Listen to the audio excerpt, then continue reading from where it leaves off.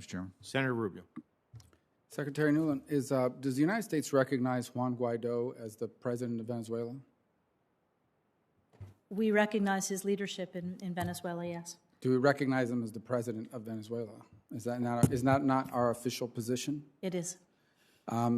So why would we meet with a dictator, Nicolas Maduro, without telling Juan Guaido or the ambassador here in the United States that it was happening? I know you told them afterwards. Why wouldn't we coordinate with them beforehand? We did coordinate with them beforehand. We met with the opposition before that meeting.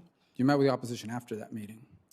I will take that. I think it was the other way around, Senator.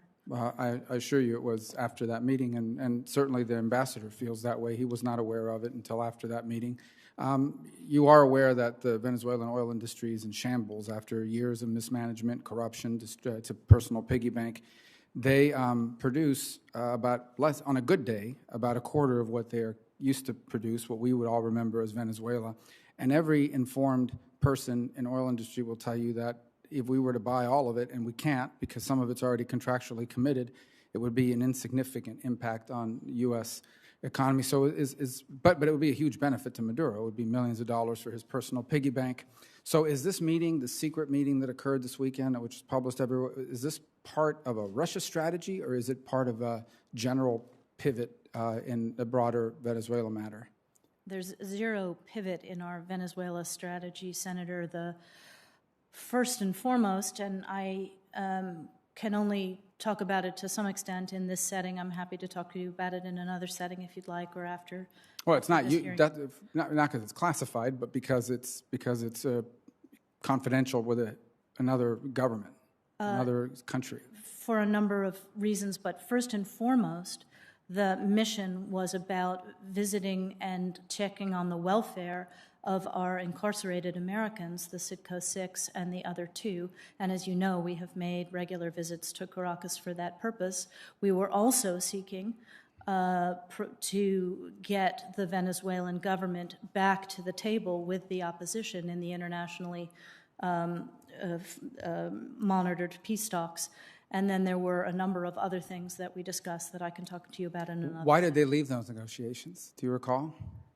They left them because they objected to the extradition of one of Alex Saab. Yes, exactly. Yeah, one of the guy that was right. helping them to right. steal gold and sell it to Iran. But I think you'd agree that if they were willing to come back to the table with the opposition, that would be a good thing for the opposition's goals. Actually, I don't really think it would matter. Maduro's he's a habitual negotiator, but he never leads to anything. That's why the Vatican won't even host him anymore. Other countries don't even want to be involved anymore. He uses negotiations the way Putin does, habitually, to divide and demoralize his opposition.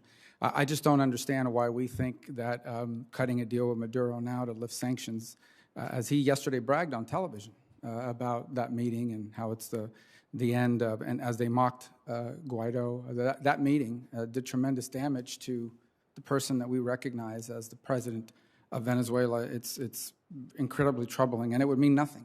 We would notice nothing. He's more than happy to agree to negotiations. He uses them to divide the opposition and demoralize them habitually, the way Putin has done as well. I only have a minute left. Let me ask you,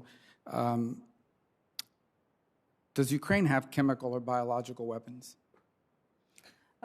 Ukraine has biological research facilities, which, in fact, we are now quite concerned Russian forces may be seeking to gain control of. So we are working with the Ukrainians on how they can prevent any of those research materials from falling into the hands of Russian forces should they approach. I'm sure you're aware that the Russian propaganda groups are already putting out there all kinds of information about how they've uncovered a plot by the Ukrainians to release biological weapons in the country and with NATO's coordination.